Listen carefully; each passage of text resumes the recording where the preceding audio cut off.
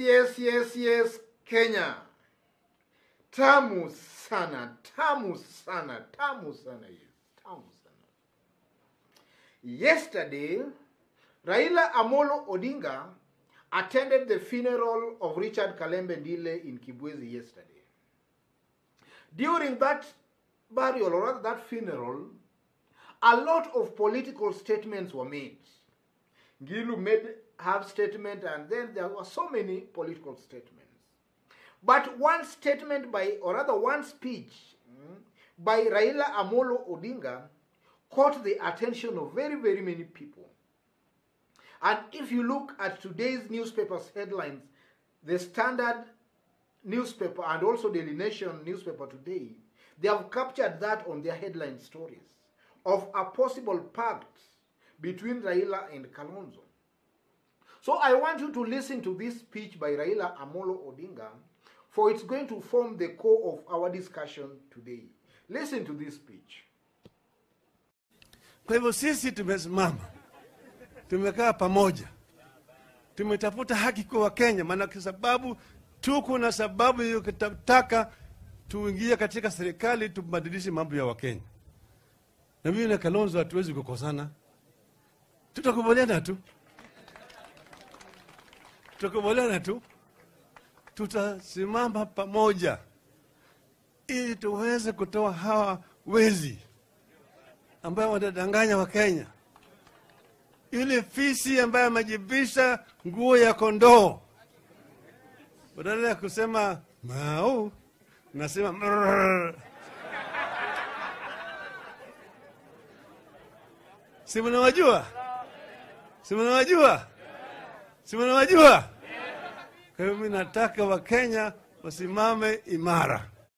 After that speech by Raila Amolo Odinga, Kalonzo Musyoka later came and just affirmed that. In fact, Kalonzo made it very clear that they are still in NASA with Raila Amolo Odinga. So from that speech by Raila Amolo Odinga, ladies and gentlemen, two things comes out very, very clearly from that speech. The first thing that comes out is that Raila and Kalonzo might be working on a possible power arrangement plan towards 2022. That's the first thing that comes out. Another thing that comes out from that speech by Raila Amolo Odinga is that they have a common enemy, a thief from the government who they want to remove from government. Those are two things that comes out clearly from that speech. Now to start with the first thing that comes out of a possible working power pact between Raila and Kalonzo. Is that a possibility, or was it just a PR stint by Raila and Kalonzo maybe to achieve some political objectives? From where I sit, ladies and gentlemen, I strongly believe that Kalonzo Musyoka will be the last person to walk out from any arrangement that will have the blessings of Uhuru Muigai Kenyatta. Assuming today Uhuru Kenyatta endorses Raila Amolo Odinga for the presidency, then be rest assured that one person who will be part and parcel of that arrangement is none other than Kalonzo Musyoka.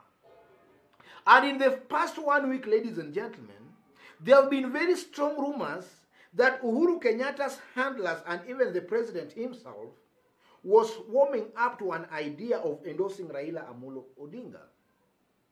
And Kalonzo Musyoka, being a senior politician, he's well alive to that fact. So some weeks ago when Uhuru and Raila were seen not to be working together, Kalonzo Musyoka could not make a statement to imply that he wanted to work with Raila Amolo Odinga. But you can see that as Raila and Uhuru are getting closer, then you find that Kalonzo Musyoka is also warming to that kind of an arrangement. So as long as Uhuru Kenyatta is most likely to endorse Raila Amolo Odinga, expect Kalonzo to be part and parcel of that kind of an arrangement. That's the first thing that comes out from that statement. And then also, ladies and gentlemen, we know that in Kenya, there are no permanent enemies or friends in politics. Just some few months ago, after the Matungu's by-election, Kabuchai, and also Machakos senatorial by-election, Kalonzo, Mudavadi, Wetangula, and Gideon came out and formed Oka. And they made it very, very clear that they will nominate one person among them to contest for the presidency. And then shortly after that, Gideon Moi met Raila Amolo Odinga, from where we were also told that Gideon Moi and Raila Amolo Odinga also formed a power pact.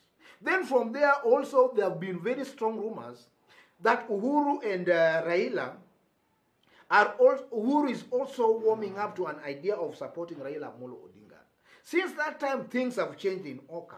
And just about 2 days ago, or about 4 days ago now, daily newspapers, Standard, Nation, The Star, and even the Taifa Leo, they were capturing a story of how infurious, or rather of how angry Kalonzo, Mudavadi, Wetangula were very angry with Gideon Moi, because in their thinking, they thought, or rather they feel, that Gideon Moi was warming up to endorsing Raila Amolo Odinga and not one of them. So that statement yesterday by Raila and also affirmed by Kalonzo Musyoka was not by an accident, but it was well intended to achieve a political message. And the message was very, very clear. The Kamba people were being given a message that Raila and Kalonzo might be planning on a power pact, or rather might be planning to work together towards 2022. That's the first thing.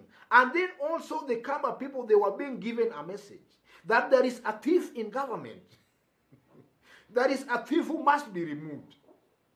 And ladies, without being biased to one William Ruto, we all know, ladies and gentlemen, that the common enemy of this handshake team, the common enemy is one William Ruto. So the most likely thief who was being referred to, wezi hawa wako kwa serikali, the most likely person was none other than William Ruto. Because we all know that William Ruto has been mentioned in quite a lot of numerous scandals. Aror Kimwarel, the Western Hotel, the Muteshi, the IDP, the late Adrian Muteshi, whose land was grabbed in Eldoret, and so many sorts of such allegations. So the thief most likely being referred to by Raila Amolo Odinga, and your guess can be as good as mine that most likely that person is one William Ruto. So William Ruto comes out as the common enemy of both Raila and Kalonzo.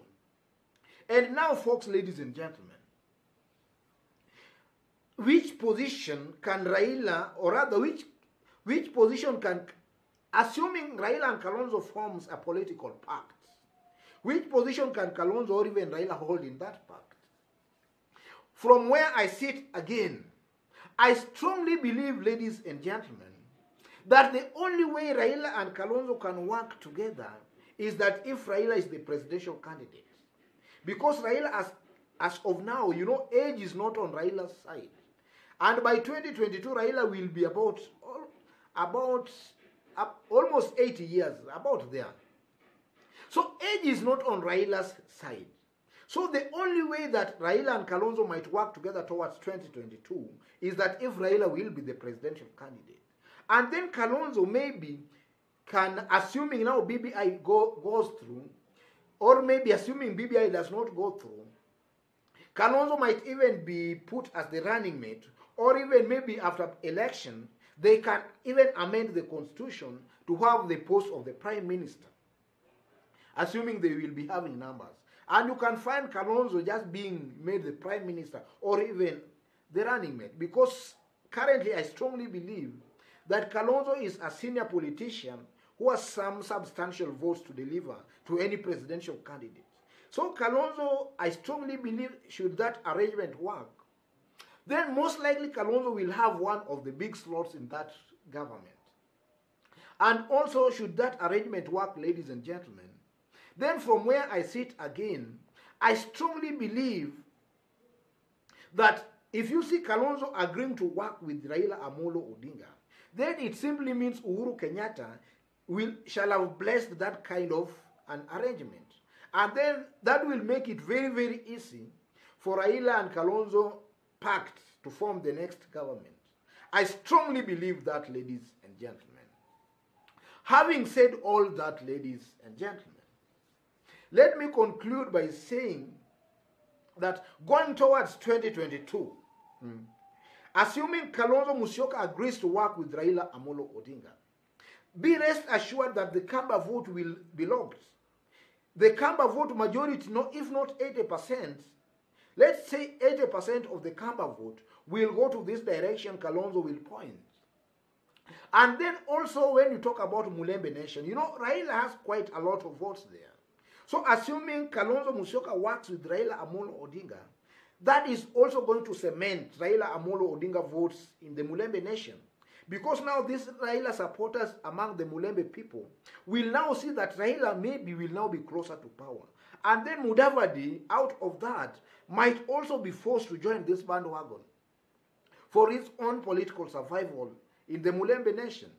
Wetangula the same, because Wetangula and Kalonzo Musyoka, I always make it very clear in this YouTube channel that Kalonzo Musyoka and Moses Wetangula, most likely, irrespective of what will happen, they will always stick to the side Uhuru Kenyatta will endorse. So I expect Musalia Mudavadi and maybe Wetangula also to warm up to that kind of an alliance. And that will form the next government, ladies and gentlemen. Because an alliance of Kalonzo and also with the blessings of the president, I strongly believe that an alliance that cannot be beaten by anybody currently as things stand in our Kenyan political scenario. Otherwise, folks, let me leave it there. If you've bumped on this YouTube channel for the very first time, tap on the subscription button and also on the notification bell. Otherwise, God bless you. God bless Kenya. Tamu sana. Tamu sana. Yes, tamu sana.